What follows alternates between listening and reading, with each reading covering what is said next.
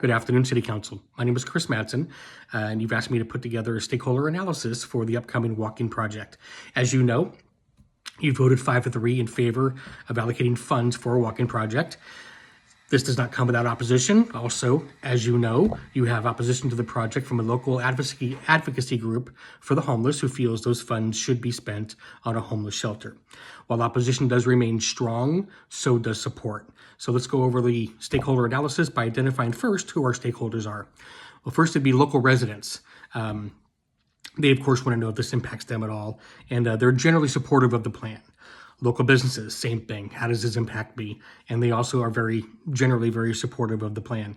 The Parks and Rec Department, they'll, of course, be deploying the planning and the ongoing maintenance of the project, and they'll be getting feedback from local businesses and residents about maybe some changes to the plan. So, of course, they're very positive about the plan. The advocacy group, of course, is your opposition.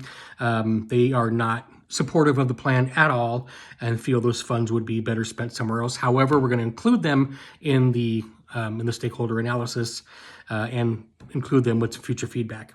And of course, the City Council, you guys are, of course, stakeholders in this. Kind of go to part of this that we call interest and influence. Local residents, they don't have very much influence in this. They've already voted for you and you voted for the project. However, they will have some concerns about safety and noise and accessibility. Does the trail go behind my house, in front of my house? You know, somebody looking in, so on and so on. Local businesses, same thing. Does this even impact their business? But they don't have very much influence. But I'm going to say it this way, and I'll mention it again for the advocacy group.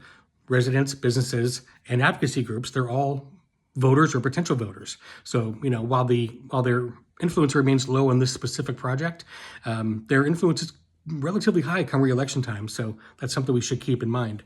The Parks and Rec Department, of course, they're going to be the governing body of this, and their influence is pretty high on this.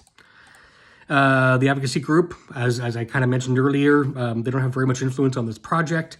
However, they are a group pretty well adept at organizing large groups of people, and maybe those large groups of people show up to the voting booth and, you know, maybe not approve or vote for the same people who voted for this project. So, and of course, City Council, your influence is complete and total. So you approved the budget, you approved the Parks and Rec getting involved, you approved getting me involved, to get my team involved, to do a stakeholder analysis. So we'll want to keep that going as well.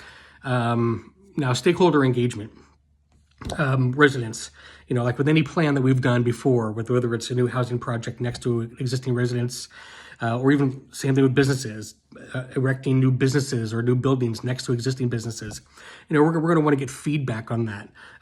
So for that, we're going to set up meetings, online questionnaires, and for folks with limited mobility, we go door to door. For residents, it'll be, you know, maybe a little harder, but it can be done. And for businesses, that might be a little bit easier, though.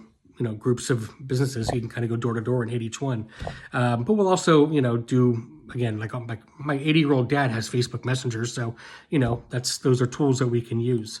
For Parks and Rec, their engagement, of course, will be necessary because they're the ones charged with the design, hiring, construction, getting the permits, and ensuring the project adheres to city regulations and policies. All these steps will require constant communication, and we'll do this via email to all the stakeholders. We'll use online platforms and then other ongoing meetings.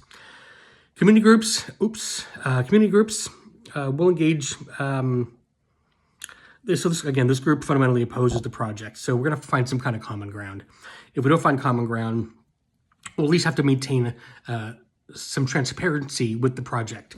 Because even if we don't find common ground now, but we maintain open and honest communication with this group that opposes the project, maybe the common ground is the next project. So by the time the next project comes around, it could very easily just be non-adversarial, and we're working with them instead of working in opposition with them.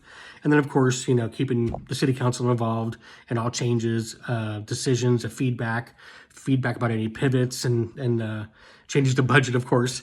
So we'll just make communication is the key there.